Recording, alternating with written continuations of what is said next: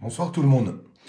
Avant de démarrer cette vidéo, pour qu'on puisse parler de tout ce qui est en train de se préparer et de tout ce qui se met en place qui, pour moi, aujourd'hui, est bénéfique, sincèrement, j'ai un petit message à vous passer, puis j'ai quelque chose à vous dire. C'est pas toujours évident, mais je pense qu'il faut savoir le faire un petit peu dans la vie. Euh, on peut voir un petit peu sur les réseaux sociaux cette certaine haine, l'animosité qu'il peut avoir autour de tout ça, des insultes, de la colère. Moi, je pense honnêtement qu'on peut résumer tout ça à travers tout, tout ce qu'on a vécu en fait depuis des mois et depuis des années. Il y a eu les gilets jaunes, il y a eu la crise sanitaire, il y a eu les élections présidentielles et ça a continué de diviser tout le monde. Je voudrais vraiment passer un message que par rapport à ce qui est en train de se préparer, je pense qu'on a déjà tous quelque chose à faire. C'est d'essayer de répondre un petit peu plus à la haine par de l'amour. Parce que répondre à la haine par la haine, bah, ça fait des montées de haine, tout simplement. Et je pense que si on y répond par l'amour, on peut arriver à calmer les choses.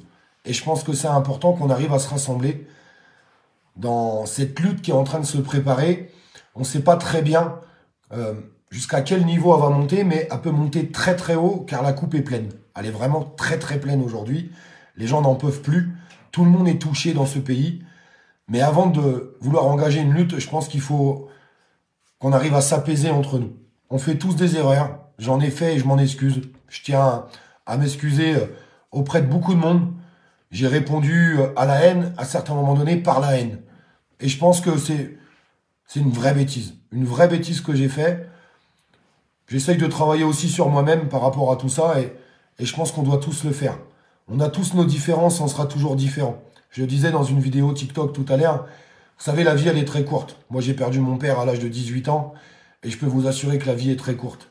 À côté de ça, vous avez des gens qui ont des cancers, des gens qui sont en fauteuil roulant, des gens qui sont à la rue. Enfin, il faut remettre un petit peu, comme je dis souvent, l'église au milieu du village. Il faut qu'on arrive à apaiser les choses si on veut y arriver. Si on n'arrive pas à apaiser les choses, on n'y arrivera pas. Si on continue de se détruire nous-mêmes, on n'y arrivera pas. Aujourd'hui, les seuls responsables de tout ce qui est en train de se passer, c'est les décideurs et ils sont là-haut. Donc essayons de nous unir tous ensemble pour qu'on arrive à faire un vrai combat unitaire. Je vois aujourd'hui, et je voudrais en parler sincèrement, et je trouve ça plutôt bénéfique, quand je vois des agriculteurs aujourd'hui dans la rue, ouais, ça me touche. Ça me touche fortement parce que il y a beaucoup d'agriculteurs de petites fermes qui galèrent aujourd'hui pour pouvoir nous nourrir. Je vois le BTP qui est en train d'enclencher, le TP, enfin toutes les corporations qui sont en train d'enclencher sur les choses et ça c'est très très bien.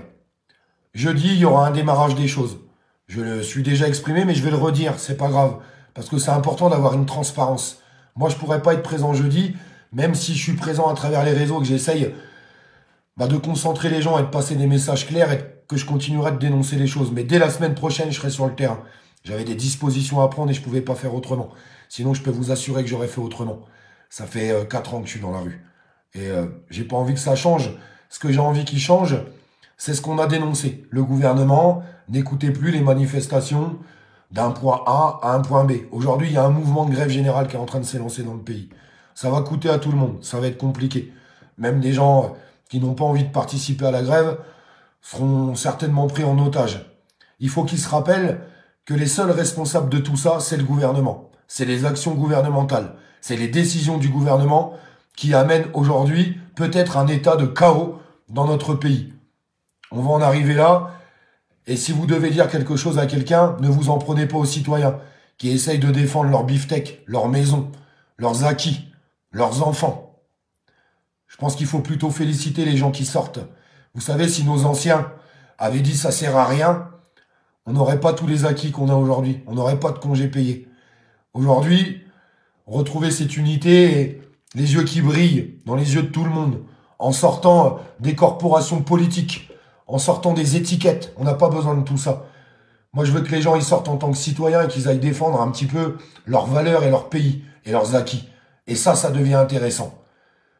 La vérité, c'est que ce gouvernement, à force de ne plus écouter les citoyens, les citoyens les ont forcés à les écouter et c'est ce qui va se passer. Ça va monter crescendo de jeudi et après dans les jours à venir. Aujourd'hui, à Marseille, au moment où on se parle, il y avait déjà des gens qui étaient rassemblés. Ils prennent la température. Et je peux vous jurer que la température, elle est très très chaude. Très très chaude. Il va falloir qu'on soit ensemble. Ils vont essayer de nous diviser. Ils vont essayer de nous mettre des étiquettes. Ils vont essayer de nous massacrer à travers le pouvoir médiatique et politique. C'est une certitude. Réforme des retraites, ok. Mais il y a tous les autres problèmes. Tous les autres problèmes qu'il faut mettre sur le tapis. Je suis désolé. Le prix de l'électricité, c'est un scandale. Monsieur Macron l'a baissé à 280 alors qu'il en coûtait 40 et on devrait se satisfaire de ça. Des entreprises continuent de couler. Quand une entreprise coule, c'est les salariés qui coulent avec et tout le monde. Les gens n'arrivent plus à se nourrir. On voit cette photo avec un caddie avec 50 € de course qu'avait publié Ramos. C'est une honte totale. Les gens n'arrivent même plus à se nourrir, n'arrivent plus à se chauffer, n'arrivent plus à se déplacer. Les entreprises, les artisans sont en train de tomber. Aujourd'hui, il faut que toutes les corporations rejoignent ce mouvement. Il faut qu'on prenne ce gouvernement à la gorge, comme il nous prend à la gorge. Parce que comment il a fait le gouvernement pour nous faire taire? Il nous a asservis. Et il essaye de nous asservir. Et il va continuer de nous asservir. C'est ce qu'il va continuer de faire. Mais je peux vous assurer qu'il va essayer de nous diviser aussi, dans les jours qui viennent, dans les semaines qui viennent, comme il l'a toujours fait. Ne rentrons pas dans le jeu gouvernemental. Surtout pas. Restons unis. Ça fait 40 ans qu'ils essayent de nous diviser. Ils y sont arrivés. Et aujourd'hui, je vois une lueur d'espoir quand même, à travers beaucoup de messages. Mais il faut que ça continue dans ce sens-là. Il faut qu'on continue d'avancer. Pour chacun. Et qu'on s'entraide. Parce qu'il y a des gens qui vont être un peu plus dans la galère que d'autres à travers ces mouvements de grève. Il faudra les aider. Vous savez, leur donner un peu de nourriture ou ce qui s'ensuit, il faudra le faire. Il faudra qu'on soit unis. Il faut qu'on retrouve un petit peu les valeurs qu'avait notre pays et que les gouvernements successifs ont cassé. Parce que notre pays a de grandes valeurs, de très très grandes valeurs.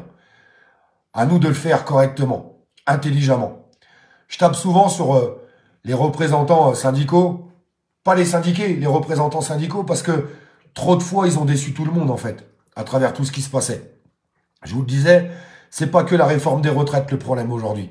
C'est un problème général et tout simplement, c'est un problème de gestion de notre pays. Aujourd'hui, ils le gèrent plus pour les citoyens.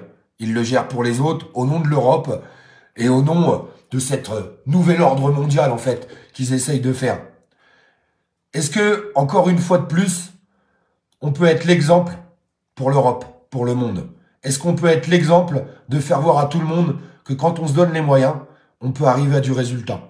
Et je peux vous assurer que si tout le monde se donne les moyens, on arrivera à du résultat. Bien sûr, ça sera compliqué dans les jours à venir, dans les semaines à venir, pour des entreprises, pour des salariés, pour des gens qui étaient déjà dans la merde, mais pour un futur meilleur, et surtout pour un futur meilleur pour nos enfants.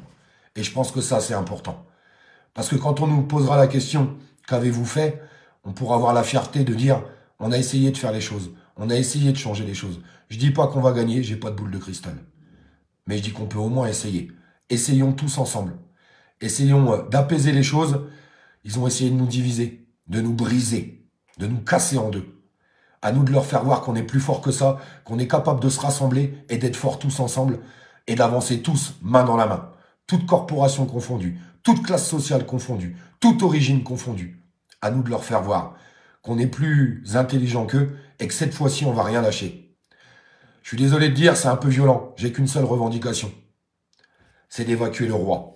Parce que pour régler tous les autres problèmes, il faut évacuer le roi. Ça permettra aux futurs arrivants, qui arriveront à la présidence de ce pays, d'envoyer un message fort. Attention, quand vous prenez trop le peuple pour des imbéciles, le peuple est capable de vous dégager.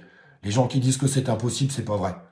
Pour moi, c'est un mot qui ne devrait pas exister. Impossible, ça n'existe pas. C'est possible si tout le monde se donne la peine.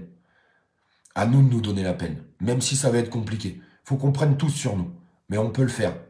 J'espère que vous partagerez ce message. C'est vraiment un message du cœur, vous savez. J'ai fait plein de manifestations, j'ai essayé plein de choses, j'ai fait plein d'erreurs et je m'en excuse encore.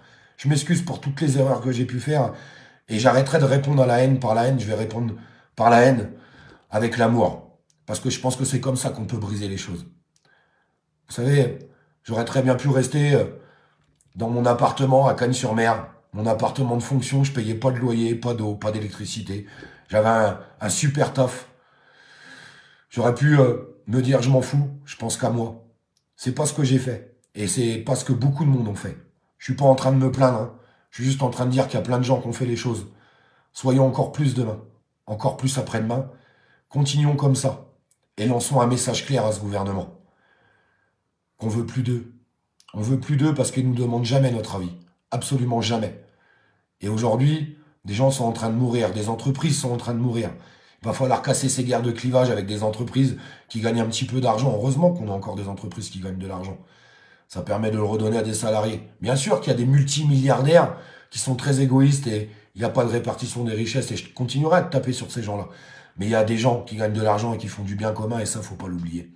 Ne l'oubliez pas.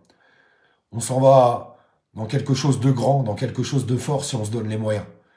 Je pense que d'abord, il faut s'apaiser et puis après, on pourra faire les choses ensemble parce qu'il manque qu'une seule chose à tout le monde, c'est une victoire. Allons chercher cette victoire, mais pour toutes les revendications. À partir de la semaine prochaine, je serai dans la rue. Mais pas que pour la réforme des retraites. Pour le bien commun, l'inflation et tout ce qui va avec. Et je continuerai de me battre jusque-là. Il y a plein de photos qui sont en train d'émerger avec des gens qui prennent un vieux drap, qui l'accrochent à leur volet. Et ils ont marqué Macron démission. Si demain, dans l'opinion publique, on voit ça partout sur les parcours de manifestation, partout dans les villes, partout dans les villages, on va lancer un message clair à ce gouvernement. Que plus personne veut d'eux. Qu'ils ne sont plus écoutés et qui ne nous respectent pas. Et qui ne respectent pas nos enfants non plus. Ou vos petits-enfants. Aujourd'hui, il faut changer les choses, mais radicalement. Ça fait peur, c'est compliqué, mais il va falloir le faire. Sinon, on finira complètement asservi. Et dans quelques mois, quelques années, il sera trop tard. On ne pourra plus rien faire. Les gens qui sont d'accord avec ça, il existe un bouton, il s'appelle partage. Vous en faites ce que vous voulez. Bonne soirée.